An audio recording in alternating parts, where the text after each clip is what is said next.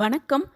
தை 2ஆம் நாள் வரக்கூடிய மாட்டுப் பொங்கல் தினத்தில் மாலை 6 மணியிலிருந்து 8 மணிக்குள்ள இந்த ஒரு வழிபாடு நம் வாழ்வில் செல்வ செழிப்பை அதிகரிக்கும் ஒரு அற்புதமான வழிபாடு.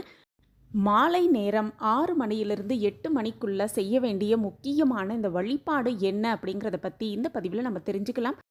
வணக்கம். நம்ம சேனலுக்குள்ள உங்க எல்லாரையும் வரவேற்கிறதுல எனக்கு ரொம்ப ரொம்ப சந்தோஷம். இறைவனோட ஆசிர்வாதம் எல்லாருக்கும் கிடைக்கட்டும். பொங்கல் பண்டிகை அப்படிங்கிறது உலகம் முழுவதும் உள்ள தமிழர்களால் வெகு சிறப்பாக கொண்டாடப்படும் பண்டிகை அப்படிங்கிறது உண்மை. அந்த நாளில் சர்க்கரை பொங்கல், வெண்பொங்கல் அல்லது பால் பொங்கல் அப்படின்னு 2 வகையான பொங்கல் செய்து படைத்து வழிபாடுவது மிக சிறந்த ஒரு வழிபாடாகவே சொல்லப்பட்டிருக்கு. அந்த வகையில் பொங்கல் தினத்தின் அடுத்த நாளுக்கு வரக்கூடிய இந்த மாட்டு பொங்கல் தினத்தில் இந்த ஒரு வழிபாடு மிக மிக எளிமையான வழிபாடு.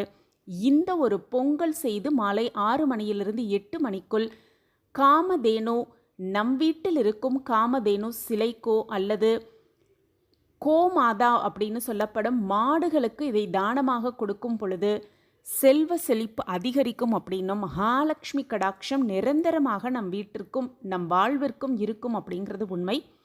பொங்கல் பண்டிகையின் 3ஆவது நாளாக கொண்டாடப்படுவதா இந்த மாட்டுப்பொங்கல். விவசாயத்துக்கு அடிப்படை தேவையான மழைக்குரிய தெய்வமான இந்திர பகவானை வழிபாடு செய்வது போகி பண்டிகையாகவும், சூரிய பகவானுக்கு நன்றி தெரிவிக்கும் விதமாக பொங்கல் பண்டிகையும் கொண்டாடப்படுது. அடுத்ததாக விவசாயிகளின் உற்ற நண்பனாக விளங்கும் மாடுகளுக்கு நன்றி செலுத்து அவைகளை கௌரவிக்கும் விதமாக கொண்டாடப்படுவது தான் இந்த மாட்டுப் பொங்கல். பொங்கல் பண்டிகையின் 3ஆவது நாளில் வீட்டில் மாடு வைத்திருப்பவங்க மாடுகளை குளிப்பாட்டி அதற்கு சந்தனம் குங்குமம் வைத்து கொம்புகளுக்கு வண்ணம் தீட்டி அலங்காரம் செய்து பூ மாலை அணிவித்து பொங்கல் வைத்து படைத்து வழிபடுவாங்க. பசு மாட்டில் 30 முக்கோடி தேவர்களும் குடியிருக்கிறாங்க அப்படிங்கிறதுனால பசு மாட்டுக்கு கற்பூரம் காட்டி இந்த நாளில் வழிபாடு செய்வது மகாலட்சுமியை வீட்டிற்கு அழைப்பதற்கு ஒரு ஒப்பான செயல் அப்படின்னும் இந்த ஒரு வழிபாடு மிக சிறந்த வழிபாடாகவே சொல்லப்பட்டிருக்கு. அந்த வகையில் இன்றைய காலகட்டத்தில் நிறைய பேர் வீட்டில் மாடுகள் கிடையாது.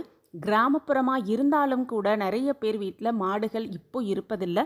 அதுவும் நகரத்தில் பார்த்தோன்னா பெரும்பாலும் இது இருக்கவே இருக்காது. அப்படி இருக்கிறவங்க என்ன செய்யலாம் அப்படின்னு பார்த்தோன்னா, இந்த அற்புதமான தினத்தில் கற்கண்டு பொங்கல் அப்படின்னு சொல்லப்படும் வெள்ளை நிறத்திலான பொங்கல் செய்து பக்கத்தில் கோசாலை இருந்ததுன்னா அங்கே எடுத்துகிட்டு போய் கோமாதாவிற்கு அழகாக அலங்காரம் பண்ணி மஞ்சள் குங்குமம் வைத்து மலர் எடுத்துகிட்டு போய் கோமாதாவிற்கு அதை சாற்றி நம்ம கையால் அந்த கற்கண்டு பொங்கலை ஊட்டி விடுவது அப்படிங்கிறது மிக சிறப்பான பலனை பெற்றுக் கொடுக்கும். இந்த வழிபாடு எப்போ செய்யணும் அப்படின்னு பார்த்தோன்னா, மாலை நேரம், அதாவது பசு மாடுகள் எல்லாம் காலையில் உணவு தேடி அலைந்து திரிந்து அதனுடைய உணவு வயிறார உண்டு வீட்டிற்கோ அல்லது கோசாலைக்கோ வந்து தஞ்சம் அடையும் நேரம் அப்படின்னு சொல்லப்படும். அதாவது வயிறு ஃபுல்லாக நிரம்பி சந்தோஷமாக வீடு திரும்பும் நேரம், கோசாலைக்கு திரும்பும் நேரம் அப்படின்னு சொல்லப்படும். அந்த மாலை நேரம் 6 மணியிலிருந்து 8 மணிக்குள்ள இந்த ஒரு வழிபாடு செல்வ செழிப்பை கொடுக்கும் ஒரு வழிபாடாகவே சொல்லப்பட்டிருக்கு. அப்படி பக்கத்தில் கோசாலை இல்லை, நான் என்ன பண்ணுறது அப்படின்னு குழப்பமே பட வேண்டாம். நம் வீட்டிலேயே இருக்கும் கோமாதா சிலைக்கு அல்லது ஃபோட்டோவுக்கோ அந்த கற்கண்டு பொங்கலை நெய்வேத்தியமாக வைத்து மாலை நேரம் 6 மணியிலிருந்து 8 மணிக்குள்ள செய்யும் இந்த வழிபாடு மிக சிறப்பான ஒரு பலனை பெற்றுக் கொடுக்கும் அப்படிங்கிறதுல எந்த ஒரு சந்தேகமே கிடையாது. இந்த கற்கண்டு பொங்கல், வெள்ளை நிறத்திலான அந்த கற்கண்டு பொங்கல் செய்து கோமாதாவிற்கு பசு மாட்டிற்கு தானம் கொடுக்கலாம்.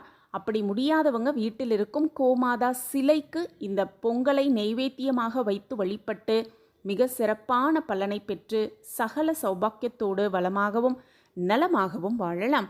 இந்த பதிவு உங்களுக்கு பயனுள்ள பதிவாக இருக்கும் அப்படின்னு நான் நம்புகிறேன். நம்ம சேனலில் நீங்கள் ரொம்ப ரொம்ப ஆதரவு கொடுத்துக்கிட்டு வரீங்க. எனக்கு ரொம்ப ரொம்ப சந்தோஷம். உங்கள் ஆதரவும் மென்மேலும் கிடைச்சிக்கிட்டே இருக்கும் அப்படிங்கிற நம்பிக்கையோடு மீண்டும் ஒரு புதிய பதிவில் பார்க்கலாம். நன்றி, வணக்கம்.